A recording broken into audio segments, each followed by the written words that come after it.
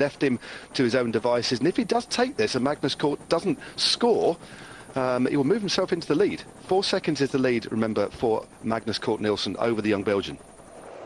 Here we go, onto the cobbles. It's like something we're racing in a month's time. And you can see on the left-hand side that ERI Kosta's now been dropped off. There's a gap forming. Van Wilder's not going to be involved in this. Tom Pidcock certainly is. And you can see here at the front that Magnus Cort is following. This is top stuff from the Ineos Grenadiers, trying to set things up for Tom Pidcock, who's after the bonuses and after those 6 seconds available. Look behind as well, because behind you can see that Tobias Foss is moving and trying to move up as well. He's wearing 63 in the yellow jersey, but it is the yellow jersey who comes to the front, and Magnus Cort with the explosivity, with the pace, is going to romp home to those 6 seconds. It's 6 seconds to Magnus Cort, 4 seconds go to ERI Kosta, and I think 2 there are taken by Tom Pidcock. Yeah, great lead out there by Filippo Ganna. You could see the riders just struggling. As soon as he went to the front, they opened up the gap. A couple of riders who just were completely gapped there. But I tell you what, Magnus Cort Nielsen is absolutely flying. He went past Tom Pidcock, almost like he was standing still. That was some sprint, that really was. But a great lead out by Filippo Ganna. So he's extended his lead on the overall now to 10 seconds over Ilan Wilde. Interesting here as well behind. There was Cort just waiting, ready to be caught again. There was a little word from Tobias Foss saying, come on, mate, let's go and let's give this a quick whack to see what happens, because they're carrying on riding. Is this sprint again? Look at that. He opened up quite early, didn't he? Actually caught Pidcock unawares. Don't think he expects him to come from behind with such pace. But look at that. With every pedal stroke, he's moving clear. Good time bonus there for ERI Kosta as well, though. It was Ganna, wasn't it, who was setting him up there with that move. You can see on the left as we look at it, Pidcock go through the centre on the cobbles. Brilliantly done by the leader. And again, ERI Kosta, what form he has. Good sprint that was by Costa. He'll be pretty happy. Remember, he started the day in 3rd place at 6 seconds. He would have now moved over Ilan van Wilde by 2. So he's moved into 2nd place, although he's actually slightly further back than he was on Magnus Cort. But that one sprint has seen, well, this is it, and they're riding this one. This is fantastic stuff here. Some of the big race favourites now away, including Filippo Ganna. So this is going to add a little bit of pressure to behind. Still a long way to go, 23 Ks to go. But the sprint teams now need to bring this back. Exciting stuff. It looks as though they're well on the way to bringing it back here with a big effort behind. But that was that moment. No, this is a second group actually on the road. Yeah. This is a second group on the road, so keep your eye on this.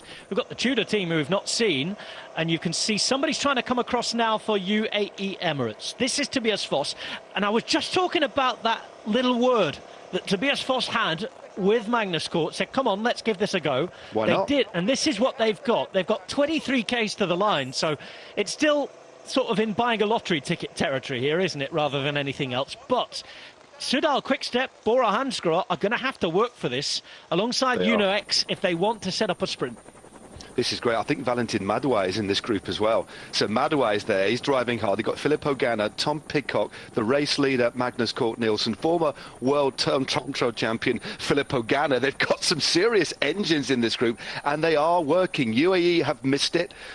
Soudal Quickstep have missed it as well, and Uno X. So their big sprint teams are going to have to combine, and I think they might get a bit of a hand from UAE Team Emirates as well. And the gap is opening. 22.9 Ks to go. This is going to be a very rapid last few Ks. Yves Oliveira cannot hack the pace, and if he can't do as one of the top rouleurs in the UAE Emirates team, they're going to need all the help they can get. They're heading back towards the seaside. This is Valentin Madouas. Just in front of him, Tobias Foss. Then you've got ERI Kosta, Tom Pidcock, Filippo Ganna, and Magnus Cort. What a group! It's great, isn't it? Some of the finest time trialists you're likely to see. Well, this is just a group royale. It's a real classy group. And Pidcock there couldn't quite get on the wheel there. Ganna slots in the gap. Great wheel to sit on, though. The slight figure of Tom Pidcock behind there, the man mountain that is Filippo Ganna, and you can see the right turn now. That's when they'll pick up this tailwind. The wind will be right in their back, and the gap, I'd estimate, is only about 10-15 seconds here, Rob. And just look at the front of this bunch. You've got the pink jerseys of EF Education Easy Post, rather cleverly, just blocking, just interfering with the chase. This is going to be fascinating if this gap holds for a while, certainly with the tailwind coming up and the quality of riders we have in the group at the front. We're into the final 22 kilometres. It's day 3 in the Algarve, and Soudal Quickstep have quite the task at hand. This is Filippo Ganna. He's with his teammate Tom Pidcock. In the blue there, you've got Valentin Madouas, the race leader wearing 22 in the yellow jersey. That's Magnus Cort. Then Rui Costa, former world champion. And at the back here, the world time trial champion of the moment, Tobias Foss. They all formed a little bit of a splint a few kilometres ago. That's because they were going for the intermediate sprint. That was won by Magnus Cort, who extended his lead in the GC. But behind, they were missed and caught out. And this main bunch that includes all the big sprinters, the likes of Fabio Jakobsen and Jordi Meus, are having to work hard and work together to make sure that they pull this back. And they can't just set a tempo here, Rob, either. They need to chase it. It's different. Like, you've got a group at 10, 15 seconds, we're going to hold them. You don't want to hold a group like that. You really, really don't. There's still a lot of firepower behind. Remember, we haven't even talked about Bora Hansgrohe with Jordi Meus as well. So Bora Hansgrohe could assist Soudal Quickstep along with UAE. They're doing it right now. They need to. That's Niels Pollitt right at the front. Exactly. They cannot afford to let this go out. They need to bring it back as quickly as possible. Although we do have 20, 21 and a bit kilometres to go, they're going to... It's the amount of time you spent on the road at these sorts of speeds, so they haven't got as much time. It's all about time. But this group are on the very, very limit here. You could just see the body language of Pidcock after that turn on the front, slotting onto the wheel of Ganna. This is full throttle bike racing here.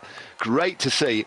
Magnus Cort Nielsen extending the lead, and they've got the tractor on front. Look at this long line out, and look at the face and the body language now of Tim de Klerk. Completely different than before. They know the class, the calibre, the power in that front group. They have to bring back 23 seconds now, Rob.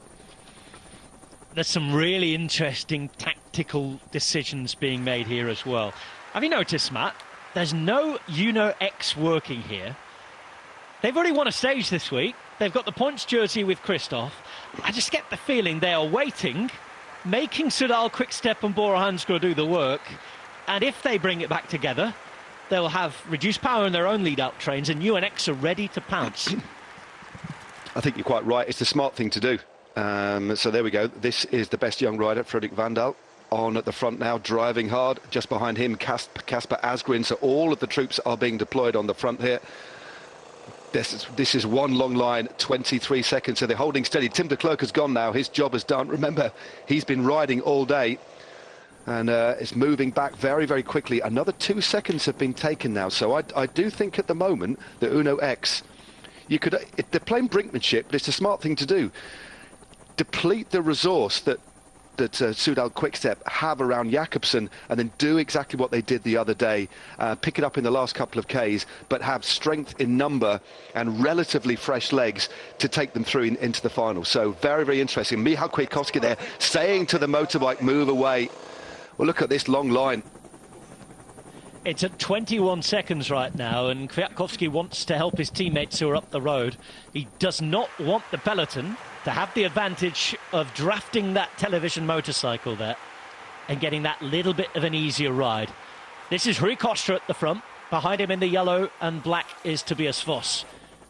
Then the two teammates that Michał Kwiatkowski was trying to protect there.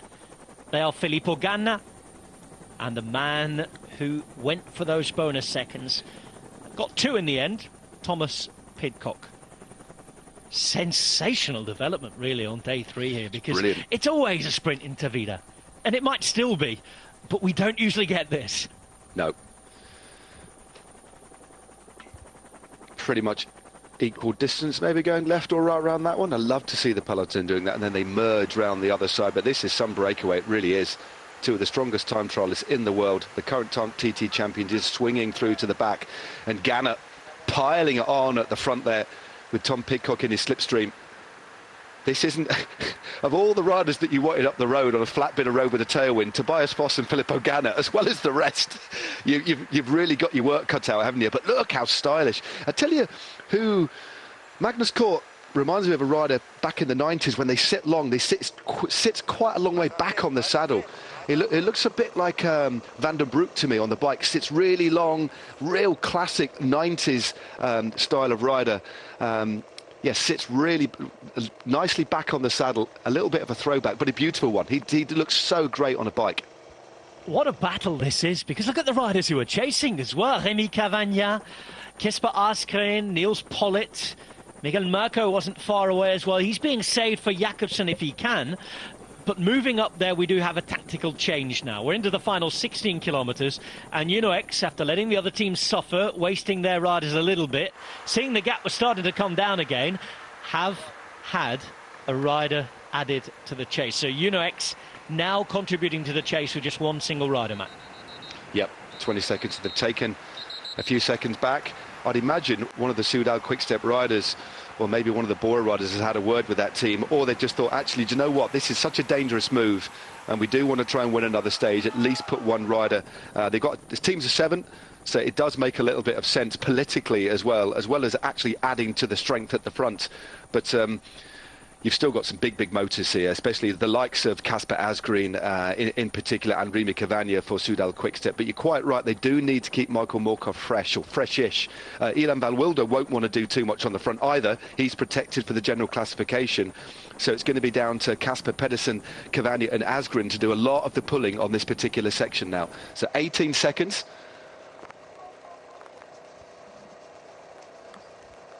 And still Bora Hansgrohe committed with Niels Pollitt at the back of this line. Kwiatkowski again with that signal. It's really intriguing. And look at the flags there. That's the wind. It is a block tailwind here. Yeah, it's great. Moving so quickly. Doing long pulls on the front like an old school team time trial formation.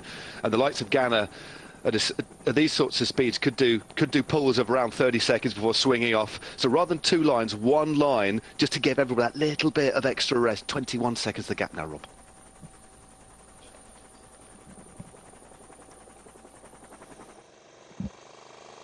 How does this work out in the end?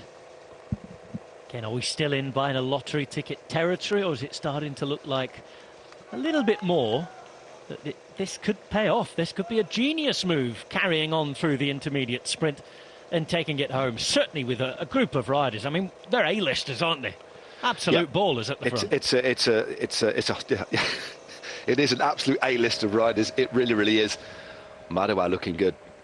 Very good. They've taken another second back, went down to 18, back up now to 21 seconds. So at the moment, Rob, the way they're essentially riding at pretty much the same speed. They're not really closing. It's ebbing and flowing ever so slightly. They're not eating into the lead. It just how long can these riders in front sustain this pace? 13 Ks to go. So we're probably looking at about 15, this sort's about 15 minutes of effort. Maybe just a little bit more, maybe 16, 17 minutes of effort. Flat out, this is going to come at a bit of a cost to the riders out in front as Cavagna hits the front now. This one long line of chasing riders, just the body language, the faces, they are absolutely full chat here. They cannot afford to back off at all. This really is full throttle all the way to the line. Erik Nordsæter Ressel, the Norwegian rider from UNOX, has been added into the chase there. You saw that it was Kasper Pedersen and Remy Cavagna helping out Kisper Askreen chasing. It is Askreen now at the front. Also there was Frederik Van Dale and Niels Pollitt. So the numerical advantage is actually behind here. Yep, it certainly is. Pollitt now hits the front, so there's some big engines. If they're not really making any headway, they're holding it. It just depends on the deeper we go into this race, get under 10 kilometres to go, how much left have the riders got in front? At the moment, they're riding pretty well, and they've taken another second back, 22 seconds. And I don't think any other teams, looking at the composition of the chase here, looking at what's at stake, the type of riders this stage is going to suit. We've got all the big 3 sprint teams chasing, but none of the other GC teams. So Trek aren't involved, UAE Team Emirates aren't involved. I don't know if they'd if it's in their interests at all. So we've got this fantastic little bit of brinkmanship, and 3 more seconds have been taken now as we've got a split off the front there. 2 riders moving clear. The chase starting to fragment some riders quite clearly, and a lot of difficulty here, Rob. Gaps are starting to open up. This is looking good at the moment for the guys in front. This helps those in front. There is little doubt about that. The one thing they have to do is continue to work together, and just as you finish making that point, Matt, the gap jumps up to 25 seconds. It's starting to look like advantaged group in front. Yep. Now, don't know if that was an attack. We didn't actually see those 2 riders drift off the front. But what happens is sometimes when you get fresh legs, somebody that hasn't worked for a bit, a team says, OK, we're going to put someone in the front. They go through too hard and it opens up a gap. You need to ride very, very fast. But the key to chasing is keeping it nice and smooth. And all it needs is for one rider to surge through and all the cohesion is broken. Gaps open up. People get frustrated as well. They need to be dialed, although they've got one collective interest to bring them back, but they need to ride as one team, and clearly there, I'm not too sure exactly what happened, but it looked as if somebody just went a little bit too hard on the front and opened up a gap. But now it's come back down to 19 seconds though. Now it's saying 10. I don't think that's accurate. I'll wait for that to stabilise. It's all over the place here. They were all over the place in the chase group, which suggested that it was going to grow, if anything, that advantage. Ganna on the front. Tom Pidcock sitting just behind him now. A little bit of a reorganisation here. And a change because Rasmus Tiller has moved up in the Norwegian Champions jersey. He's sitting around 6th wheel.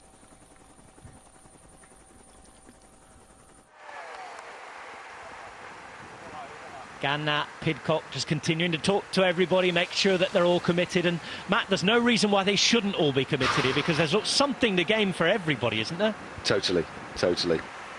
All the riders here have actually got GC ambition, including Ganna, and he's helping Pidcock a little bit more as well. It might be a little bit too hard for Ganna tomorrow, but we know he's climbing well. Everybody here has got something to aim for, putting the rest of the peloton under a lot of pressure. But that little as they kicked out of that corner, do you see the effort that Pidcock had to put in just to get back onto the wheel after you've done your turn? You're going ever so slightly slower than riders in front. You then have that spike in power as you accelerate onto the wheel. These guys are moving so quickly, absolutely on the rivet, as we call it. Great bike racing, it really is. 15 seconds now. And if this does come back together, what's going to be left for the likes of Sudal Quickstep and Bora Hansgrohe? Once more behind, by the way, the hands go up from Kwiatkowski and the Ineos Grenadiers. They're unhappy that the television motorbike is coming here to take images, and you can sort of understand why. That's why it's moved ever so slightly to the right here, to take it from a different angle. Yeah, definitely. Yeah, it's always a bit controversial, isn't it? But also there's a TV motorbike in front for the other riders too, but that's better. Moving over to the left-hand side, we can still get some great images, can't we? But it doesn't quite interfere with the racing, and that's been a common theme. It's always a common theme, isn't it? Especially when the stakes are high. As we're heading back to Rui Costa, it looks so good. Great to see this rider after some years, not exactly in the wilderness, but kind of faded into semi-obscurity in the peloton, and now great to see him back to his very best. I mentioned this in Mallorca and in Valencia the other week. I was lucky enough to be commentating on his start to the season. He joined Intermarché and vocally said that he wanted to be like Alexander Kristoff. He used him as an example, said, look, I want to kickstart my career again and move in the same direction my former teammate did, because I saw him go there, and he was born again, was Alexander Kristoff, when he left UAE and went there. It didn't take long, did it? Because on the first day he won already in Calvià and Palmanova. Then he won in Valencia, stage and GC. And here he is, right up there in the general classification after 2.5 days, almost 3 days of racing here. He's second on GC as it stands, with the bonus seconds added, and looking like he could do seriously something at one of his big home races. Yep, he's looking very, very good, isn't he? Looking sharp, that sprint as well, so climbing well. And just rolled Tom Pidcock for second place in that sprint, so clearly, and just by his expression, the way he's positioned in the bunts all the time, he looks hungry, looks keen, he's focused, isn't he? You can clearly see that as Tiller, the Norwegian champion, slowly doing his part to drag this group back now. 13 seconds, Rob, 8 kilometres to go, still that tailwind all the way pretty much to the line. We've got that series of little roundabouts with 2 kilometres to go. So it's a relatively complex last 1,500 metres. And then that final right-hander, that little kicker with 400 to go. You've seen the size of this group, Matt. It's certainly not as full as it was 2 or 3 kilometres back. They are losing bodies because this is so hard just to stay in the bunch. Yep, it really is. I'm sure a couple of riders were shot out the back, but they're moving really quickly. But luckily on these long open road, they have them in their sights, don't they? But 15 seconds at this speed, it's a big gap, isn't it? It's a lot of tarmac.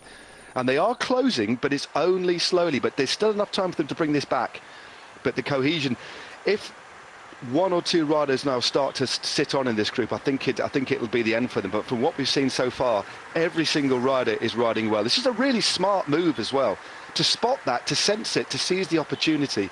It is a real textbook opportunity. We see these hotspot sprints. We've seen splits happen in the past like this, although it doesn't happen very often. With that tailwind too, and the gap that opened up, why not capitalise on it? And they might just pull this off. It's really hanging in the balance. Very exciting final, this one, Rob. Loving it.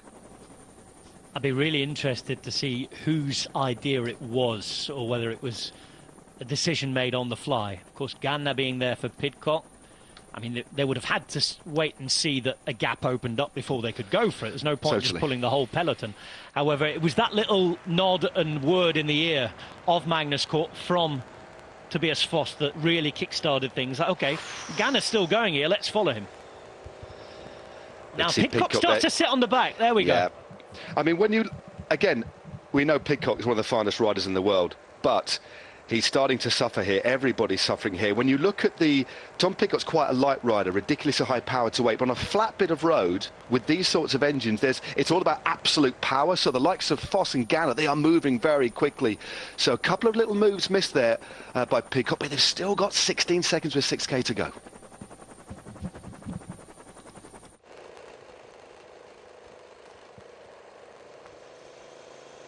The French TGV, the high-speed train on the right-hand side.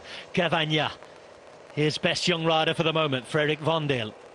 Danish rider for Bora Hansgrohe. Kasper Pedersen, another Danish rider. Before the former national Danish champion is about to come to the front in Kasper Askren. After that, it's the current Norwegian champion, Rasmus Tiller.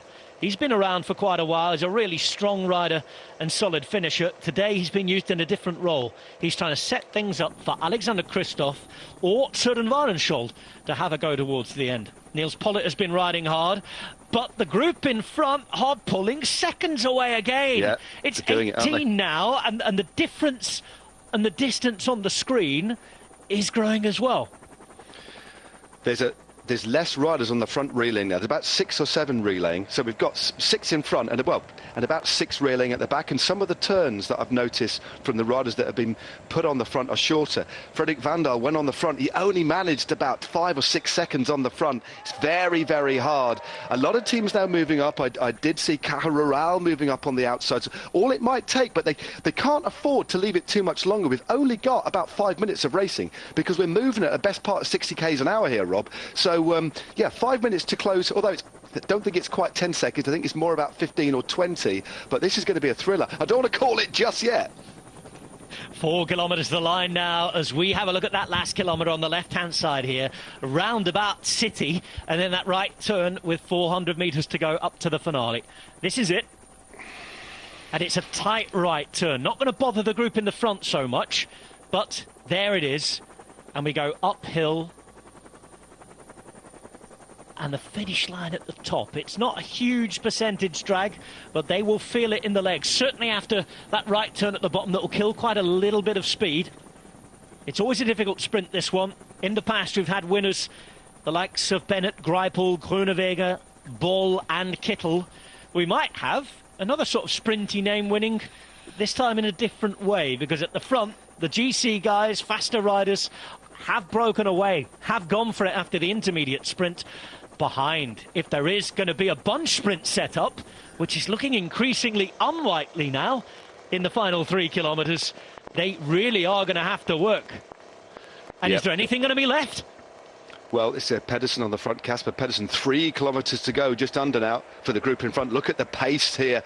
Look at Magnus Cort getting as low frontally as he can. Tuck that classic style, elbows, arms at 90 degrees, forcing the pace on the front with the world TT champion device, forcing his slipstream. 12 seconds, 2.6 k's to go. This is going to be thrillingly tight here, Rob.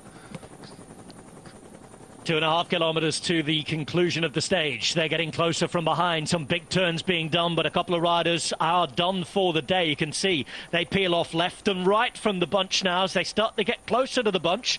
And it is 10 seconds of a gap. The other side of the roundabout continues to go uphill. We're in town now, into Vida itself, and we are ready for the finale to what's been a fantastic end to this stage. In the last 30 kilometres, things kicked off big style. Beautiful, beautiful bike racing, and things you could not really have forecast at all.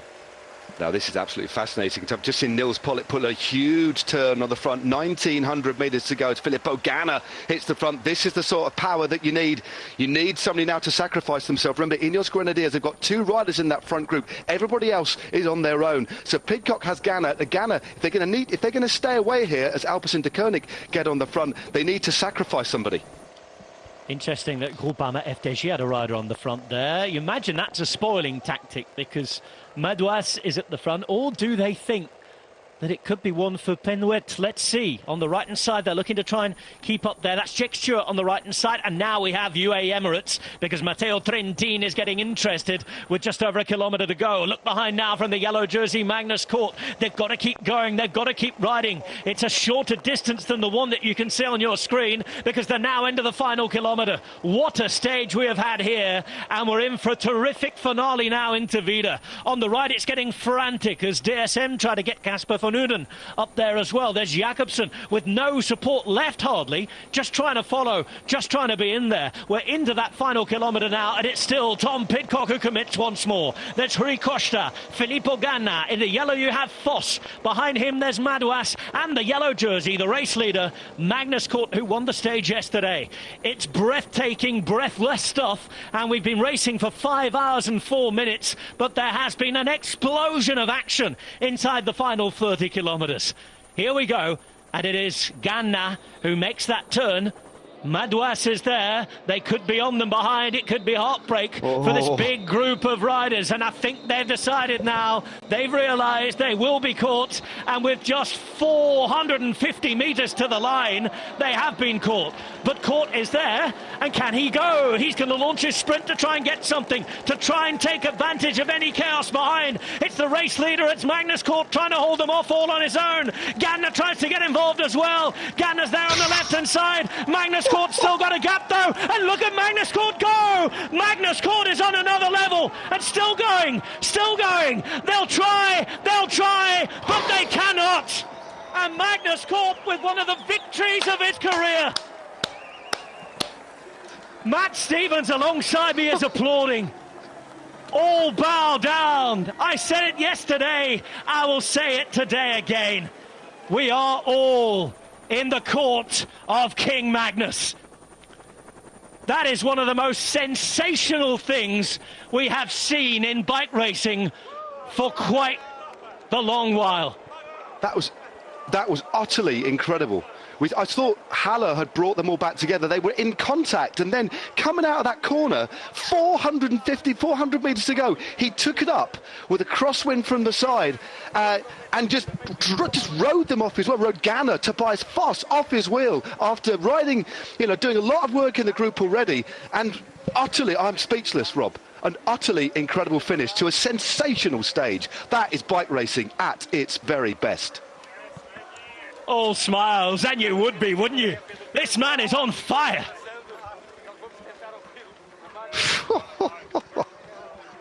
EF Education Easy Post, they have delivered, haven't they, at the start of this season? None of them can believe it. They better believe in him, because he's taken the stage win for the second day running. He has taken 10 more bonus seconds added to the 6 he had at the intermediate. Magnus Cort, as well as a 2-time stage winner. Doesn't matter, Matt, whether you're in the mountains or on the flats. He goes, he takes the lead, and he has added today 16 seconds by nature of the bonuses to his victory. And we've got to have a look here because there might actually be a gap as well. It's incredible. Did you see that? He basically knew he's only one way he was going to win this one. That was to take it up into that corner. Carried a bit more pace than Foss. And that first stamp on the pedals, I mean, the way he moved clear, Ganna held on incredibly for second place. A great ride by Filippo Ganna. But he might have had a big gap here. Well, he did have a big gap, but that was so impressive. It really was. Everybody else behind was utterly spent. Superb stuff. It really was. What an astonishing ride. But again, smart as well. There was no hesitation. He thought, I can't wait now. Foss backed off. He took it into the corner and just went all in. Absolutely 100% belief. That's what he had in himself there. And just that turn of speed that he's got at the moment, it's quite remarkable. Incredible stuff.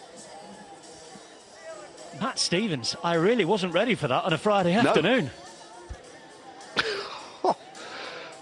An exhibition and a day of bike racing we will not forget for a very, very long time.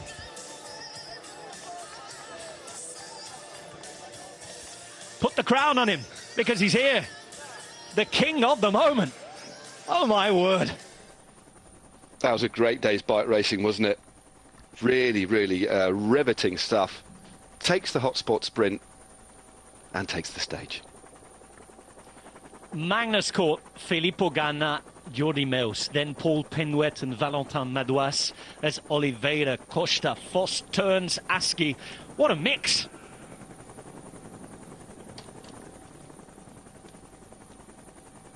Yeah, Jordi Meus, the first of the favoured sprinters, and there was nobody to help Jakobsen at all. It was utter chaos, actually. There was riders all over the place, wasn't there? Riders were at the end of their tether as the junction was made. Magnus Cort now leads by 18 seconds from Rui Costa. Ilan van Wilder is at 20 seconds in third. Valentin Madouas, Jai Hindley and Tom Pidcock are at 26 seconds. Ganna's there at 27. Then you have Foss, Mollema, Almeida at 28. It is quite the scenario with 2 stages to go on the Volta Algarve. No sprint days remain. We have a mountain day to Aldo de Mayal tomorrow in the east of the Algarve, in this very region. And then the time trial right smack bang in the south. And Lagoa to finish on Sunday. We know that Magnus Cort can climb. He's already won 1 mountain stage this week. We know he can sprint. He's taken 1 and an intermediate in the same 25k period. We also know he's not a bad time trialist. He might yet be on the road to even more victories so far this week. Pause.